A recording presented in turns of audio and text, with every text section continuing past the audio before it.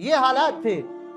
آپ صلی اللہ علیہ وسلم نے آ کر بیٹیوں کی قدر بتائی، فرمایا جو بیٹیوں کی صحیح تربیت کرے گا، صحیح جگہ ان کا رشتہ کر دے گا تو میں اور وہ ایسے جنت میں قریب قریب ہوں گے۔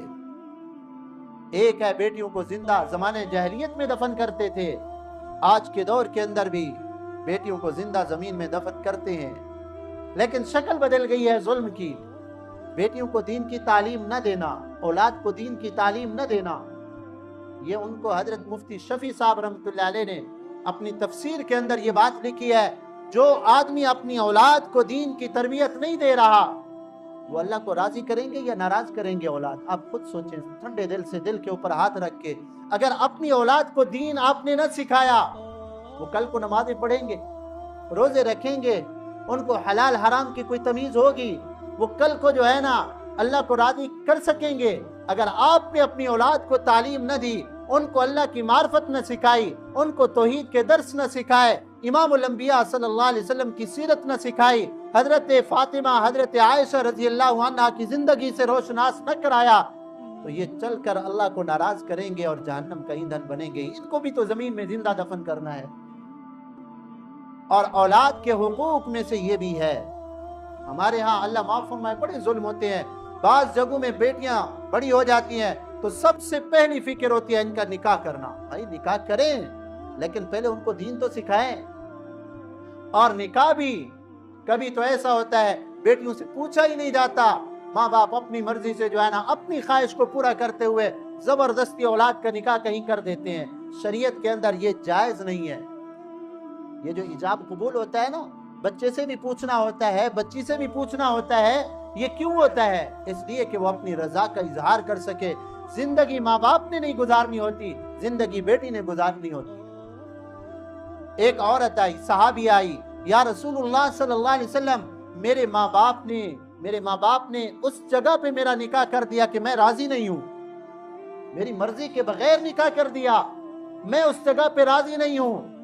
آپ صلی اللہ علیہ وسلم نے اس کے نکاح کو ختم فرما دیا، فرمایا بیٹی جہاں تیرا دل کر رہا ہے، زندگی جہاں تو نے گزارنی ہے تو وہاں تیرا نکاح ہوگا۔ آقا نے اس نکاح کو ختم کیا۔ ہاں ماں باپ یہ کر سکتے ہیں، اپنی اولاد کو صحیح جو ہے نا رہنمائی کریں، بیٹا اس جگہ نکاح کرنے میں تمہارا یہ فائدہ، دین کا فائدہ، یہ فائدہ ہے، یہ فائدہ ہے، اور اس جگہ جہاں ہم نہیں کرنا چاہتے وہاں تیرے یہ نقصان ہے۔ والدین کا یہ فرض بنتا ہے، یہ والدین کا حق ہی نہیں ہوتا کہ اپنی مرضی سے والدین جو ہے نا ان کو گڑھے کے اندر ڈال دیں۔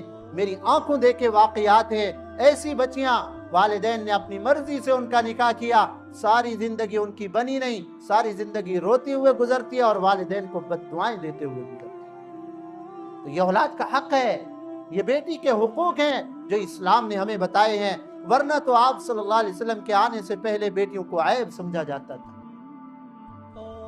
تو میں یہ عرض اس لیے کر رہا تھا کہ آگے آپ صلی اللہ علیہ وسلم کی بعثت کا جو ہے نا انشاءاللہ ہم تذکرہ کریں گے، تو یہ اس لیے کیا، اللہ تعالیٰ نے فرمایا ان کانوا من قبل لفی ضلال مبین، میرے محبوب کے آنے سے پہلے واضح گمراہی کے اندر تھے۔ بیٹیوں کو زندہ زمین میں دفن کر دینا کتنا بڑی گمراہی ہے، اللہ کی توحید کو چھوڑ کر ہاں بتوں کی عبادت کرنا کتنا بڑی گمراہی ہے۔ اور اللہ معاف فرمائے جب کسی کا شوہر فوت ہو جاتا تھا تو کبھی یوں بھی کرتے تھے کہ شوہر کے ساتھ اس عورت کو بھی زندہ زمین میں دفن کر دیتے کہ اب یہ بھی زندہ رہنے کے حقدار نہیں۔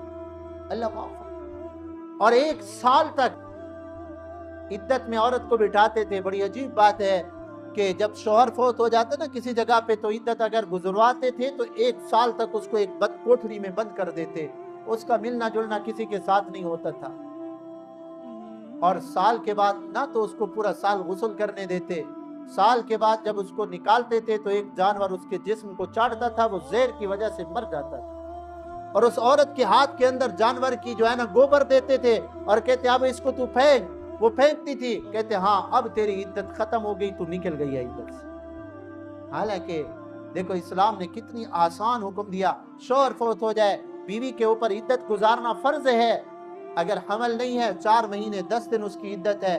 عدت کا مطلب یہ ہے بناؤ سنگار نہ کرے اس کے اندر، بس اتنی سی بات ہے۔